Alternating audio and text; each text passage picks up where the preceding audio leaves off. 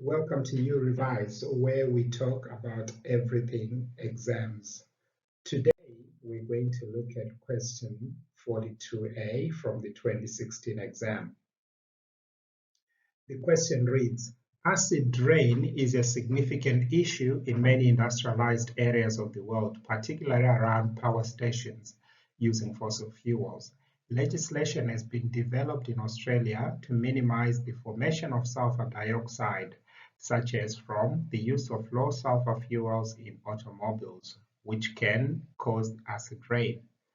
Normal rain has a pH of 5.6.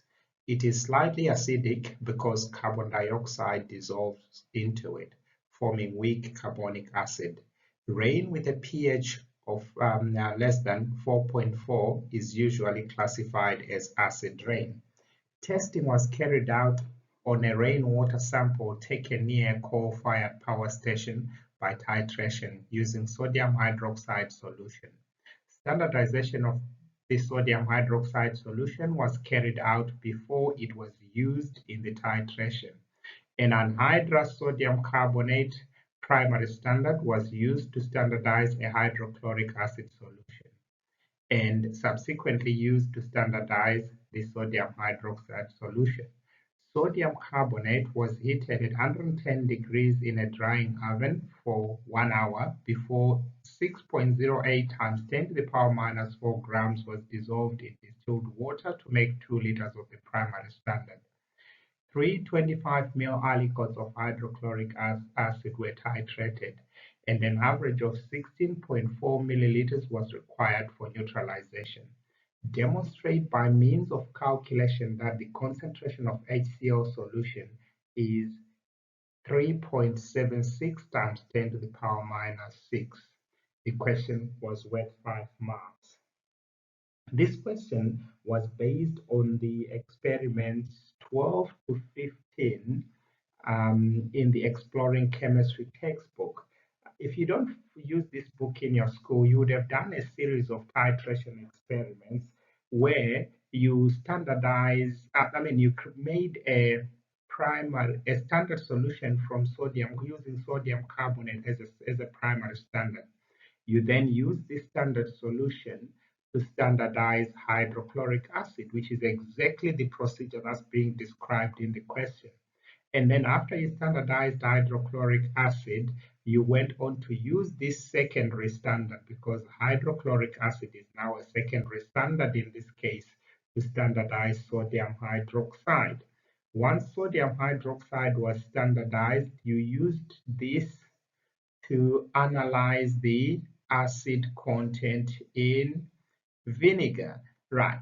In this question, instead of using vinegar, vinegar has been replaced by acid rain instead. So we are analyzing the acid component in acid rain instead of vinegar. Now, let's try and look at or break down the question so that we gain an understanding of what we're expected to do. I prefer to draw diagrams to illustrate what's going on here. The question tells us that 6.08 grams of sodium carbonate was dissolved in water to make 2 liters. So the diagram would look something like this. They weighed 6.08 grams, 6.08 times 10 to the power minus 4 grams of the sodium carbonate, and that was dissolved and put in a volumetric flask, which is 2 liters, right? And this sodium carbonate was then put in a burette. How do I know the sodium carbonate was in a burette? Because I'm told that 25 ml aliquots, and aliquots always go in the conical flask. That's what you should know here. So this was put in a burette, and in the conical flask, there was hydrochloric acid. So in here, we had HCl. And we are told that 16.4 milliliters of the sodium carbonate was required to neutralize 25 mils of this acid. So we took this, put it in a burette. This was dissolved in 2 liters first. We took a sample, a part of it, we put in a burette, used it to titrate hydrochloric acid. Obviously, we'll be using a suitable indicator there. Now, having done this, how are we supposed to solve this problem? Because what we need to know here, we need to know the concentration of the sodium carbonate. We need to know the concentration of sodium carbonate. And once we know the concentration of sodium carbonate, if we use this concentration and volume used, we can determine the moles of sodium carbonate. Once we know the moles of sodium carbonate, using a balanced equation, we can determine the moles of hydrochloric acid in 25 mils. If we know the moles of hydrochloric acid in 25 mils, we can then determine the concentration of hydrochloric acid. But before we even go on to do this whole part here of the question, we have information here that helps us to determine the concentration of sodium carbonate, because sodium carbonate is a primary standard which was used to make this standard solution. Since it's a primary standard, if we figure out the moles of sodium carbonate, which is equal to mass divided by molar mass, we can then take these moles of sodium carbonate, divide them by the volume of 2 liters to get the concentration in moles per liter. So let's do that straight away. So moles of sodium carbonate is equal to the mass that we are given, which is 6.08 times 10 to the power of minus 4 divided by the molar mass of sodium carbonate, which is 105.99. And this should give us 5.74 times 10 to the power of minus 6 moles. These are the moles of sodium carbonate that was put in 2 liters. Now we need to find the concentration of sodium carbonate. The concentration of sodium carbonate is going to be equal to moles divided by volume, which is equal to these moles 5.74 times 10 to the power of minus 6 divided by 2 liters, which should give me 2.87 times 10 to the power of minus 6. And these are moles per liter. Moles per liter, I'll use big M here to represent moles per liter because I don't have space to write moles per liter there. Now that we've got the concentration of sodium carbonate, we can now then calculate the moles of sodium carbonate in the 16.4 mils that reacted with the acid. So I'm going to say moles of sodium carbonate is equal to the concentration that we have times the volume that was used. So concentration times volume, which is equal to, this volume is in milliliters. We need to convert that to liters. So if we divide 16.4 by, which is equal to 1.64 times 10 to the power of minus 2 times 2.87 times 10 to the power of minus 6. Like I said, if you divide that by 1,000, you get 0.0164, which is what I have here, because you have to change that volume to liters all the time.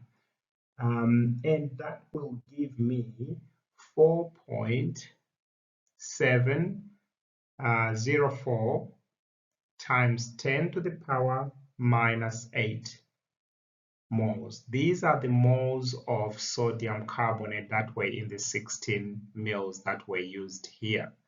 Now, the sodium carbonate was reacting with HCl, and this is an acid carbonate reaction. We can use this reaction to determine the moles of hydrochloric acid that were in the 25 mils. So what I need to do is to write a balanced equation of this reaction, which is equal to a sodium, or not equal to, which gives me sodium carbonate plus HCl. It's an acid carbonate reaction, so I get a salt, water, and carbon dioxide. To balance this equation, I'm gonna have to have a 2 in front of HCl, and I need a 2 in front of NaCl. The equation is balanced. From here, we can now look at it and say, if I've got 1 mole of this, I consume 2 moles of NaCl, but instead I've got 4.704 times 10 to the power of minus 8 moles of sodium carbonate. How many moles of HCl will I use up? So to get the moles of HCl,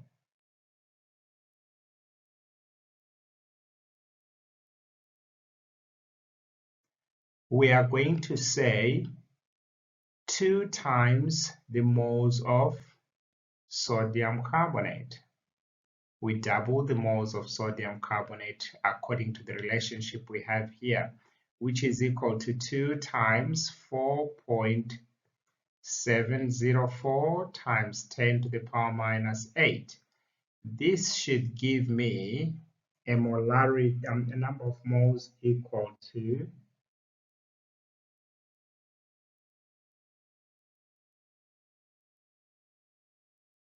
which is equal to 9.408 times 10 to the power of minus 8 moles. These are the moles of acid in the 25 mils.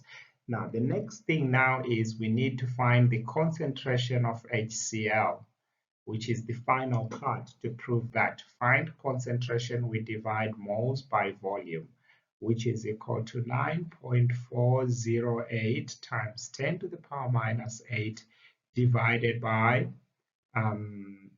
the volume which the acid was in, which is 25 mils. And as usual, 25 mils must be converted to liters, so we divide by 1,000, which would give us 2.5 times 10 to the power of minus 2 liters. And that should be 3.76 times 10 to the power of minus 6 moles per liter. So we have proved that the concentration was 3.76 times 10 to the power of minus 6 moles per liter. Here are things I want to point out. I know in the examiner's report, these are now, SCARS are now allocate marks for steps like these, where you show your reasoning, where you demonstrate the relationships that you are using, and also showing clear working out in the unlikely or in the event that you make a minor mistake. It's easier for the examiner to allow you follow through marks, because you're looking at, this is part A, there's part B, C, D, E, there's somewhere where you're going to use this number. In the event that they can follow this and they can clearly see that you are applying the chemistry concepts, and the chemistry concepts are these here. This is where the chemistry concepts are, and the rest of it is just maths. You are dividing two numbers but applying a concept to this problem. So as long as you're applying your chemistry concepts clearly along the way and you make a mistake, the examiner can actually give you follow-through marks, and you might get the full marks for the next question. as long as you're showing you're working clearly. So make sure you show you're working clearly, you show your reasoning. What are you doing? Write down the chemistry concepts, which is the formula. Don't just write down numbers that don't have any kind of formula to back them, because that's where the chemistry is.